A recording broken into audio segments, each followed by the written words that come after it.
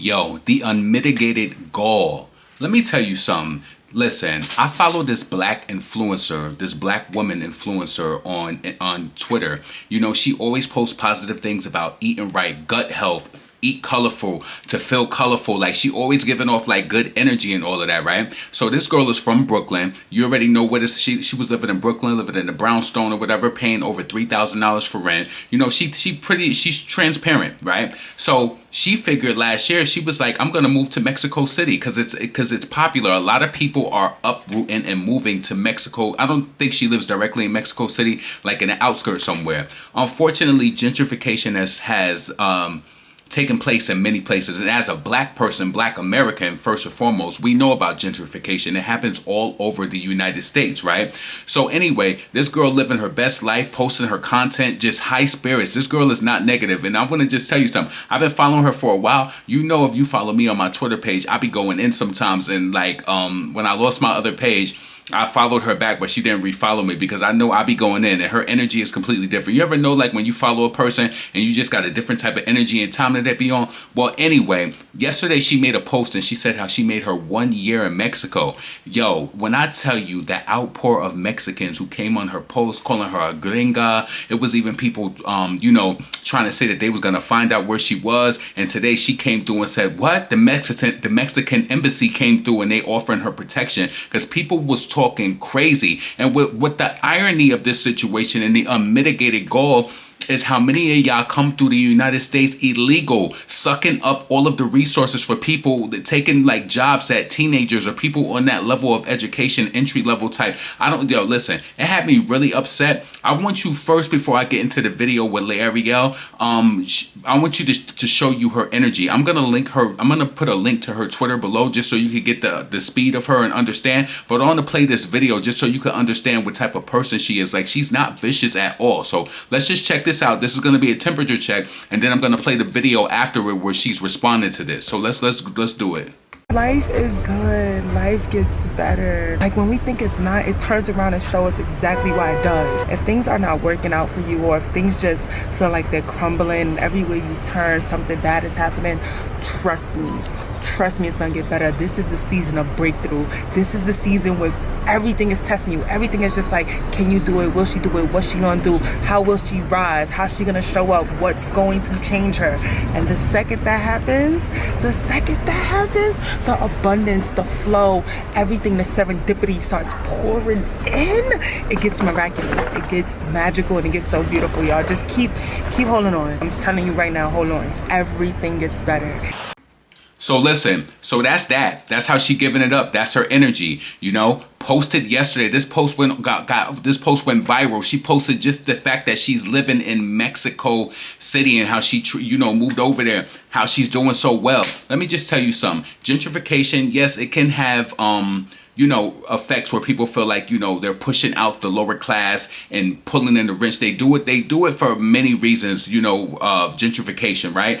But the thing about it is like, this girl is saying, like, just because you coming at me, this is not going to stop. Rich white people are moving over there. Black people are moving over there from all over the world. A lot of remote workers. She's a full-time content creator. So for her to be able to go there and get a nice apartment and pay like $1,100, $1,200 versus paying $3,000 in Brooklyn, chilling, living well with her dog and all of that, why wouldn't she want that return on life if she can be safe in a good area over there? And I understand that gentrification. Listen, we understand what happened in Los Angeles and in certain places, even in New York, Brooklyn, Harlem, Charlotte, all over South Carolina, different places that gentrification is hit. If anybody knows about gentrification, black people know. But I just feel like it's the nerve of a lot of these Mexicans coming at this girl for moving to Mexico, and they saying like, oh, calling her gringa. Listen, I want to get into the video with her talking about it just so you can understand. So let's get into that right now.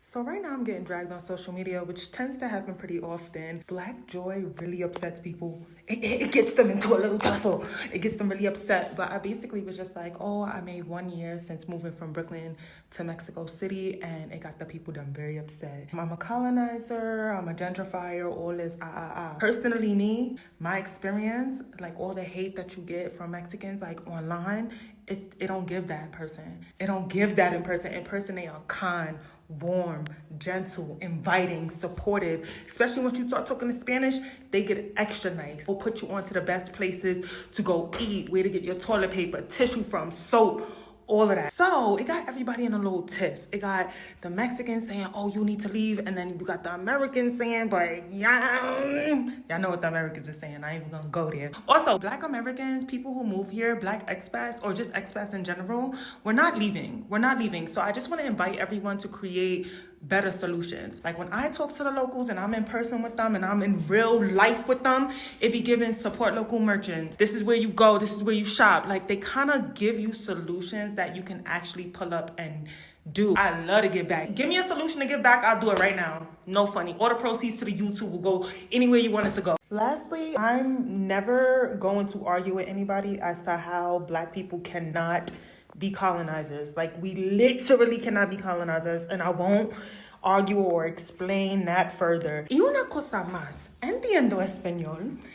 Estoy aprendiendo español. Practico todos los días. No hablo inglés con los locales. Who do that? That ain't right. Nobody doing that. That's not cool. Like, escucho a artistas españoles. Yo leo en español. Like, lo estoy intentando.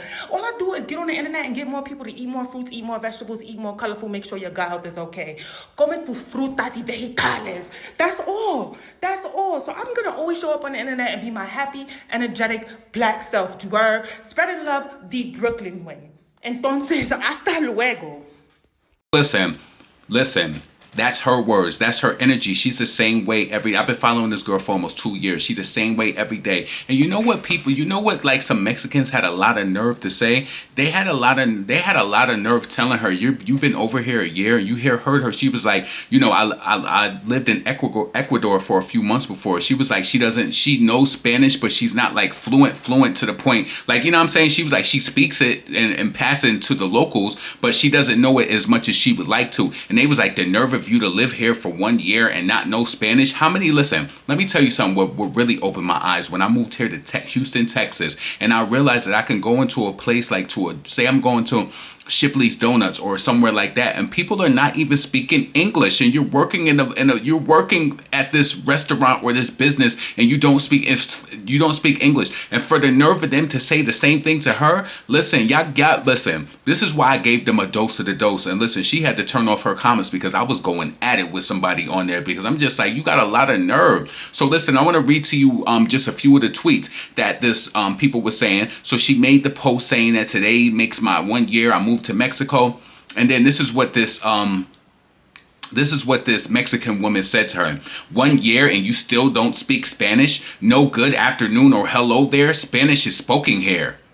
Americans, let me know if you live in an area where people are speaking Spanish and they not even speaking no English, and America is an English speaking country. This is why I tell y'all, America is the dumping zone. These people have all of these wants, and listen, trust me, I understand the gentrification portion of it, but take that up with Mexico.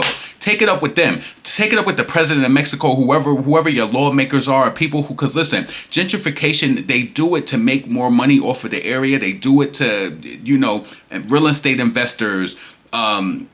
It can be racially, it can be for racial reasons, like to clean up areas. It's for many reasons that things happen, right?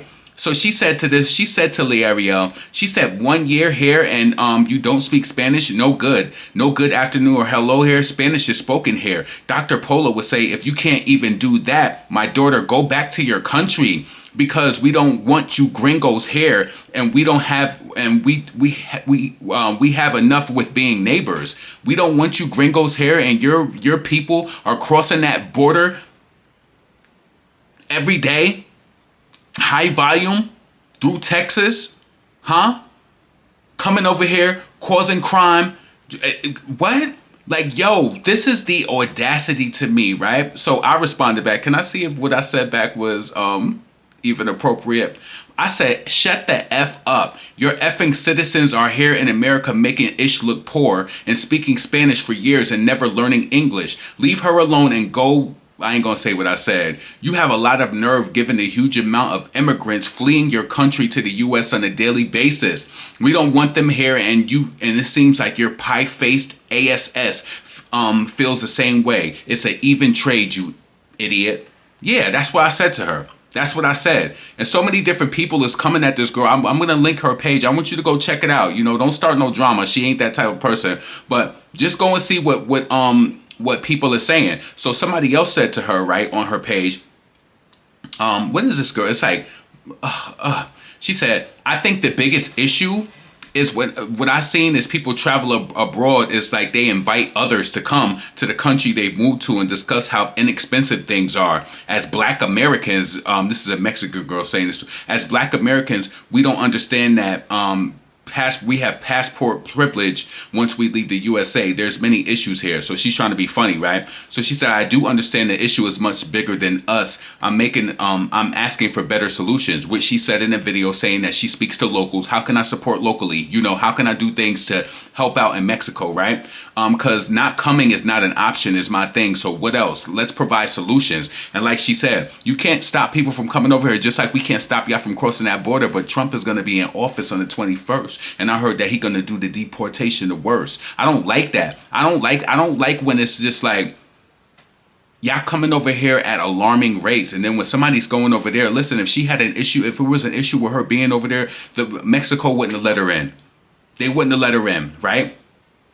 And so she say, I'm saying the solution is stop advertising about living in Mexico. If you're living great life here, that's wonderful, but you don't have to post it. You don't have to talk about things being so affordable or relaxing, because there are a lot of people born here who can't catch a break. There's a lot of people born in the United States, and people come over here, rich Russian bankers, or people coming from Dubai, doing business over here, living in Manhattan, paying $5,000, $10,000 rent per month, and people can't even pay $3,000. And they subjugated and relegated to housing. Listen, and so L'Ariel responded back saying, I can do whatever I want. I'm talking about me, my life, my joy. I'm from the projects in Brooklyn, and I really wish I saw more of us traveling, learning a new language, giving back. I'm going to do what makes me happy, and we might inspire someone else. So what's wrong with that? See, you understand that? They don't want us telling other Black Americans how easy it is for her to come, how easy it is for you to, you know, say you're a content creator full time and you making like a regular income, or, you know, you're making a regular income regularly. Like you easily make $5,000 to $10,000 a month. You're like, yo, you could live really good here. They show you, they give you the example, and you like, you know what, I'm gonna try Mexico. Why can't they do that? You have families who come over to the United States and they send back to their families in Mexico. Oh, but she can't do that. Why are you advertising it? Yo, people is really crazy, right? So then L'Ariel, she said, not the Mexican embassy reaching out offering protection. This just got real. Yeah, because people was talking so crazy. They was talking so crazy to her. Hold on, what else did they say?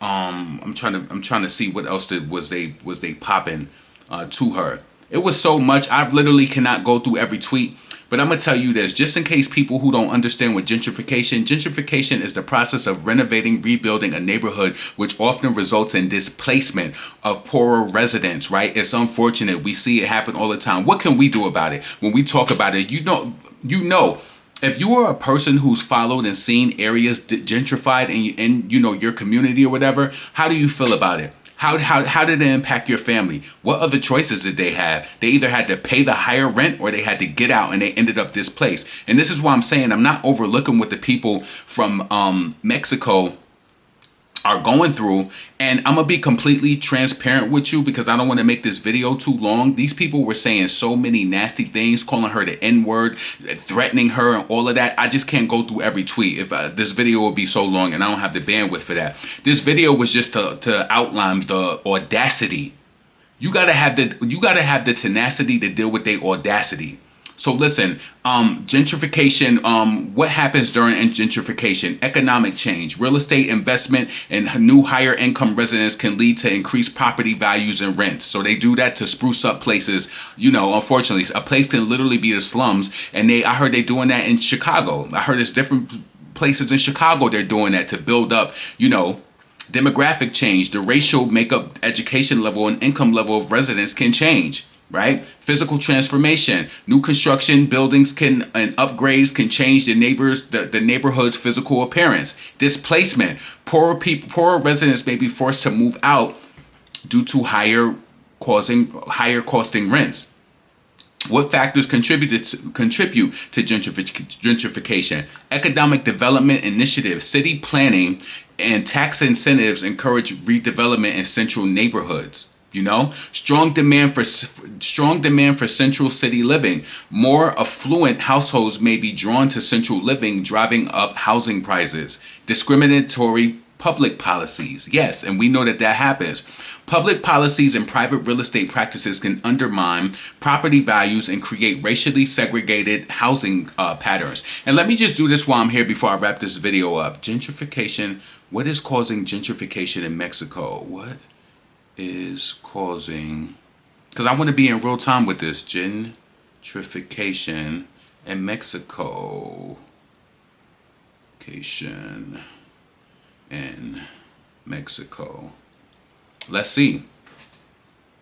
Gentrification in Mexico, particularly in cities like Mexico City, is primarily driven by an influx of foreign digital nomads, like content creators, people who can work remote, things like that, right? Who are seeking affordable living and are driving up housing prices in popular neighborhoods. We're not saying that it's a good thing, but it's something that people are able to do. They're driving up the prices in popular neighborhoods, often displacing longtime residents due to increased demand for rentals through platforms like Airbnb, coupled with the appeal of trendy areas like La Roma, La Condesa, which are undergoing significant development and attracting wealthier residents.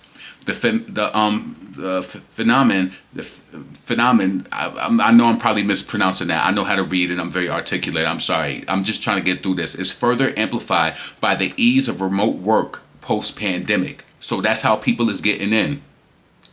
The phenomenon.